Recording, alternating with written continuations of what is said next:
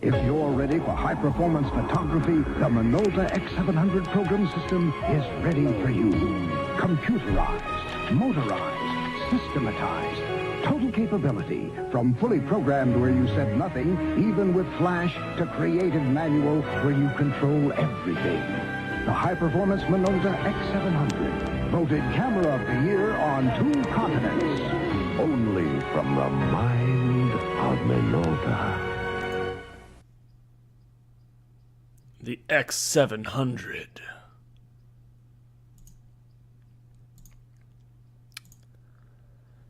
Yeah, so the X700, that was the camera that my parents got to take pictures of their babies. And, you know, it says that that automatic mode controls everything, but you know what it doesn't control? Focus. Those were manually focused lenses. And so instead of like kind of a race car going up when we took photos, it was more like somebody trying to get it in focus for 7 years. I love that camera. It's actually a super durable camera, and you can still find them on eBay, and they have a very good 50 millimeter lens. So for people looking to get into film photography, it's a great option. It's a cheap option, and the cameras are actually built really well and last a long time too. Although at this point, because it is over 30 years old, probably the foam seals will need to be replaced. That could be a pain in the butt. All right, today we're going to talk about budgets. I'm going to show you some simple budget outlines. As you saw in a previous video, the budget is what I look at every week, every 2 weeks, make notes on it to make sure that I am on track.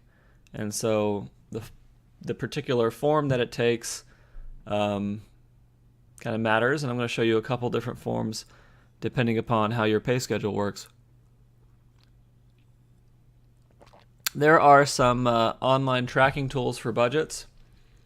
I think Mint offers budgeting as part of their app, so does Personal Capital. And then I think Dave Ramsey has a product called Every Dollar. And the reason why I don't like to use those is because I like to have a budget where I can control and manipulate and mess with everything. And doing it in a spreadsheet helps me with that. And so that's why I prefer to use a spreadsheet. All right, so the first view I'm showing you is simply a view of savings every month. And this isn't automatically generated. This is just like you put in the number here. The idea behind this view is that after every month passes, you write down what you actually saved that month. Or you write down what you expect to save every month. So here I have something where I'm anticipating a tax return in March, so that bumps my savings up by $2,000. Telling do not spend this, do not buy a gaming computer with your tax refund, save it immediately. And then I'm showing that maybe there's a friend's wedding and I can do wedding pictures and make $1,000 extra in September, so I put that in there. And then, that bumps up my total year-end savings. Instead of $12,000, I get an extra $3,000, so it's $15,000. And we do this so that we can anticipate our kind of emotions during the year as new money comes in. We can give ourselves, lovely behavioral notes about what to do with that money, and also for record keeping. If this is the record, if it's June now, and this is the record at the beginning of the year, and I see that these numbers aren't 1,000, these numbers are only 800, 850, 900, whatever it is, then I know I'm messing up. I know that fundamentally I'm not hitting the most important number, which is that savings number, that savings rate. We need to hit the savings rate. Very important. Got my coffee. I don't have any creamer because I've been trying to do this plant-based diet type thing. I broke down last night and bought tacos. I'm not going to lie, it was glorious. I had a smoothie this morning that was depressing because I forgot to put the maple syrup in. But I didn't have any half and half because I didn't buy any more. But I did try, I tried coconut oil, which on top of coffee smells amazing because the heat from the coffee makes the aroma go up. And then it just smells like coconut when in fact it's just kind of nasty black coffee. But yeah, coconut oil is really oily. It's not really like a creamer. It's more just like oil sitting on top of your coffee. So while I don't regret it, maybe I don't recommend it either. It looks pretty strange. I'm not even going to bother to try and put this in the camera. All right, so this is the first view, the main view. Well, not the main view, but it's the overall view. Next, we're going to look at, I guess, what is more like the main view. This is going to be the thing that you're going to stare at every week, every 2 weeks, and figure out what's going on with your money. All right, so what I've done here is I've divided January up into my 2 paychecks for January, because that's the way my system works. If you work on a bi-weekly paycheck system, then you're going to want to create custom spreadsheets for every 2-week period that roll over the months. And that's going to be a little bit of a pain in the butt, but this is totally worth it because it makes you rich, so do it. And I order this approximately by the dates when the money is going to be needed. So, rent's usually due on the first of the month. Obviously, I screwed up the date on this, so I'm going to change it to something lower. And then it just goes on. So, the month begins. I pay my rent because I need to survive. And then I automatically send money into savings. And, as the phone bill comes in, it gets automatically paid. The gas bill, I can pay with cash. I should have reordered this. All right, let's just do it. Let's power through it. Okay, so, bam, power through this. Power through this.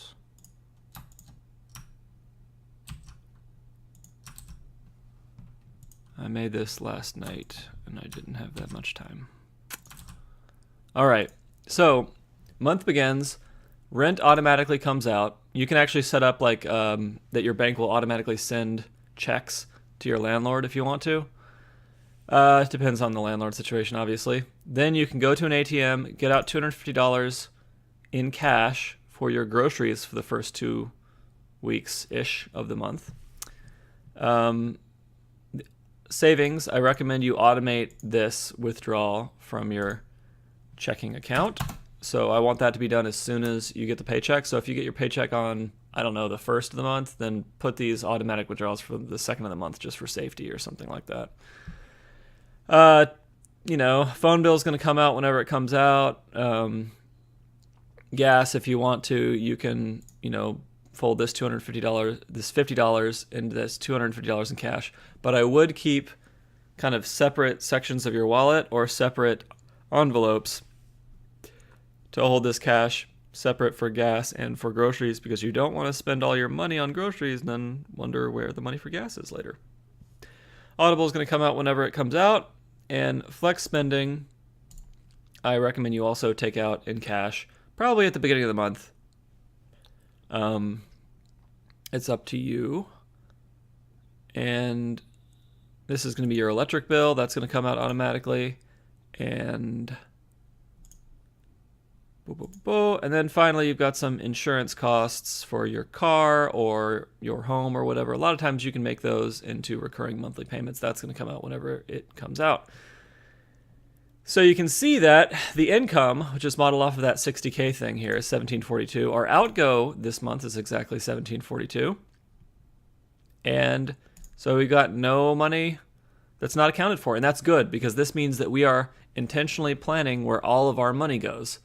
If this, difference is something that is non-zero, I can tell you what happens to it. It gets spent on a bunch of bullshit. That's the way it works. So we want to plan where every dollar goes ahead of time.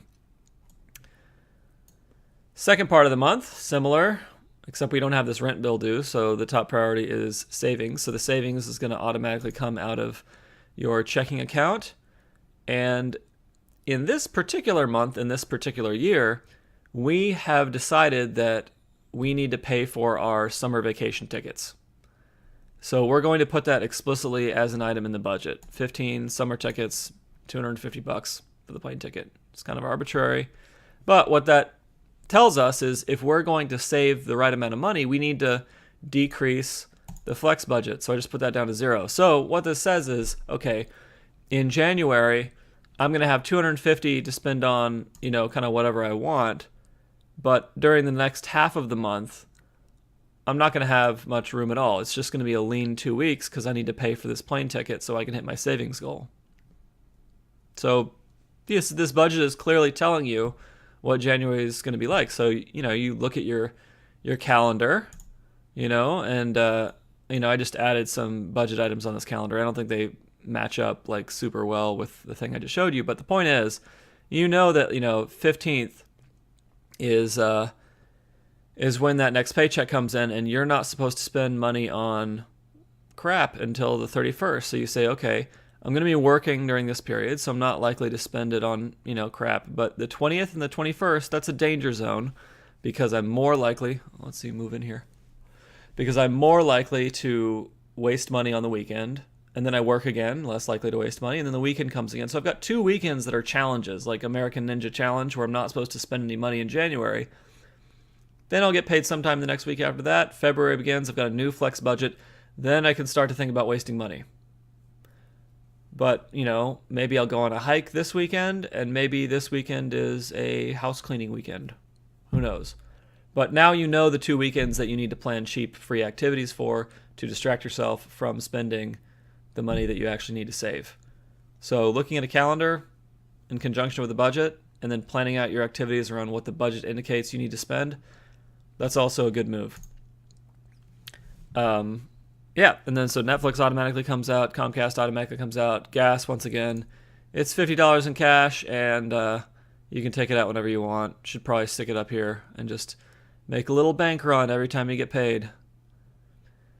I'm not, against, I have a debit card. I don't use, let's go shrink this. I can't make my face skinnier. All right.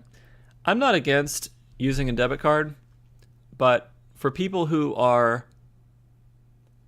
not used to budgeting, and for people who are not used to saving 28% of their take-home pay,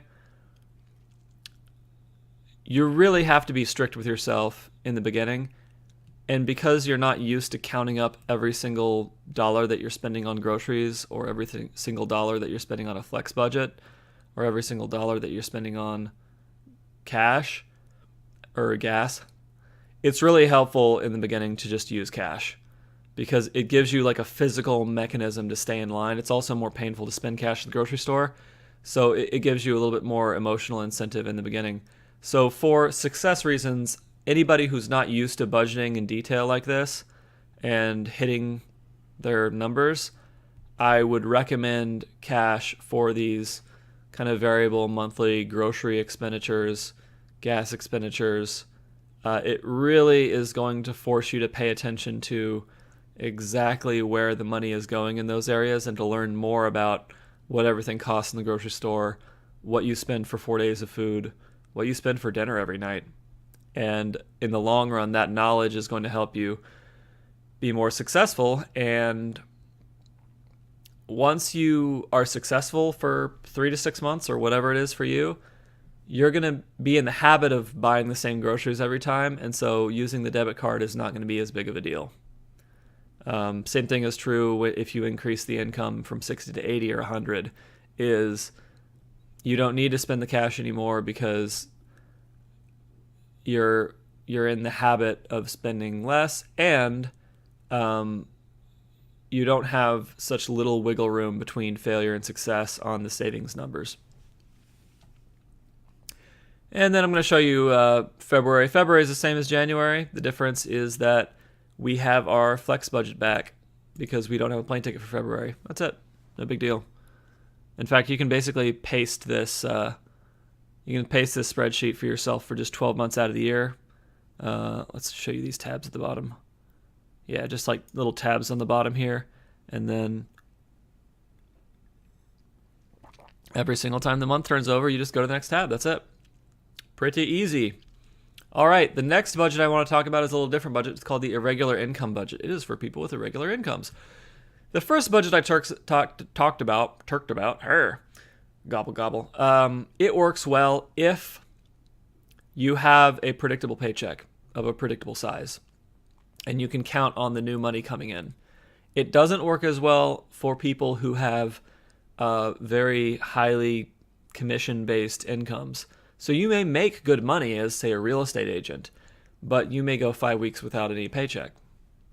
And so we need a different way in kind of a chaotic world to decide how to spend that money when it comes in. The budget I'm showing you right now is also, I don't have any debt payments here. I don't have any student loan payments. I don't have any complicated obligations. And this irregular income budget is going to help somebody with an irregular income know exactly what to do when they get money. So I've designed this around January because January is a time period where monthly bills come in. And I could pick a different time period if I wanted, but the reason why I designed it around the bills is so I only have to list a bill once. And I know that that bill is going to occur sometime in January. If I have an electric bill, it's going to occur sometime in January.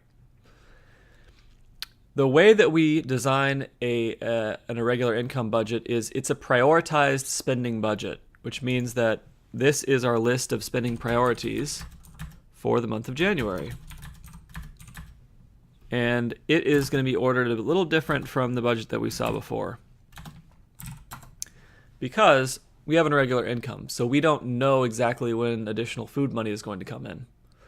So when we get money before January or in January, first thing we're going to do is set aside our money for food before we pay rent. We're going to make sure that we will definitely have food, because we can't skip food. We'll get sick, we'll be unable to perform, we'll die eventually. You can't skip food. So for somebody with an irregular income, the first thing you do is you set aside your food money for the next month. When more money comes in after that, you pay your rent. When more money comes in after that, you're going to pay your electric bill. And when more money comes in after that, you're going to pay gas for your car or your transportation costs or whatever it is that you need to get to work. These are the drivers of your basic income. Having the energy to do the work, having the sleep to be able to continue doing work, not freezing to death at night so you can continue doing work. I'm sure water bill is going to be in here too, so you can not stink while you do work. And then having gas so you can drive to work. This is the engine that's going to allow you to continue getting that income that is helping move you forward in your financial life. So those are going to be our top priorities. If you miss any of these other payments, you're still going to get to eat, and that's important. And that's really this is like fundamental. So don't fool yourself and think that you should cut money on food, beyond basic food, to pay a creditor or to pay an insurance bill or anything else. We don't want to do that. We need to clearly prioritize food. After food is taken care of, then you get to decide where you want to put the rest of the money. So, we've got insurance here because this is going to be kind of a car cost. So we want to keep our car insured so we can continue to legally drive it. And then we've got our cell phone bill. I guess you could argue this is like a safety connectedness issue. This is, I think, this is just what I personally, put in. You may have different priorities beyond the kind of core. Like, I think this is pretty fixed. The blues, those are pretty fixed. But below that, there's some discretion there. After the phone bill, I've got my health savings account savings. So this is my health insurance. And remember, I said before, health insurance is really important. HSA plans don't require you to put money into the health savings account. It's not a requirement of having that plan type. But if you don't have that money set aside and a bill comes in, you're going to be liable for a large deductible. So they're going to be asking you for, I don't know, easily $2,000. And I want the ability to pay that when it comes in, because I know I've set myself up for a high deductible medical plan. So I don't expect to use this statistically, but if I do, then I want to have the money set aside so I can knock out my health care, so I can be healthy and continue working. So that's why the HSA, Health Savings Account savings, is such a high priority on my list. Below that's going to be my retirement savings, and below that is going to be a safety fund. So I'm going to spend a little time talking about the safety fund. People with irregular incomes, they can be making quite a lot during the year. Like say you make, $12,000, but you only make it every 55 days. That's a weird irregular income. What it means is that, you may, if 55 days is average, you could have some horrible stretch where you don't make money for 100 days. And if you don't make money for 100 days, you're going to deplete whatever your last check was. So what do? You have to dip into savings.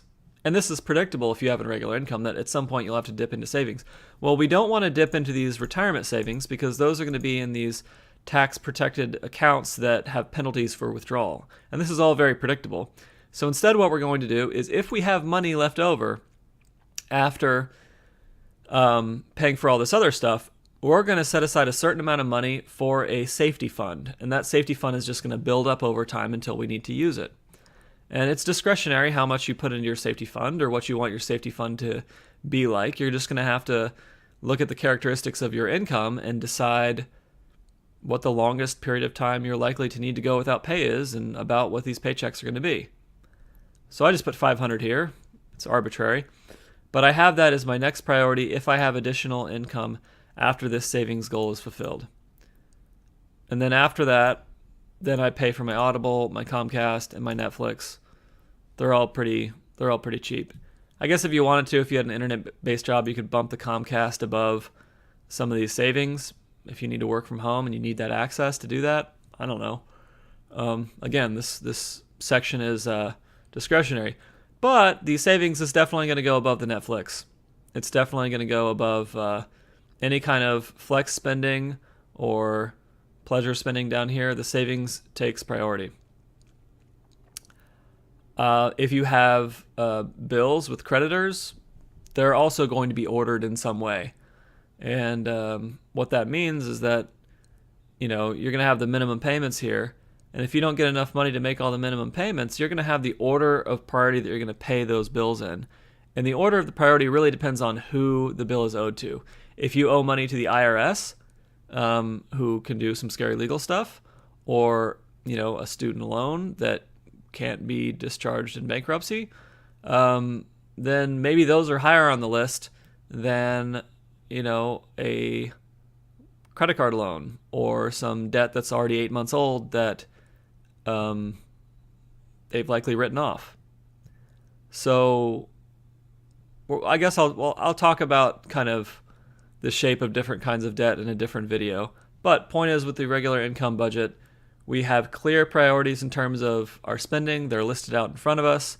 And when the money comes in that we're going to use for January, we set aside each of these so that we can pay the things that we absolutely need to before we address some of the less central, vital, necessary core cost. I like the word core. That sounds good. Okay. Yeah. So that's just what it is. The irregular income budget.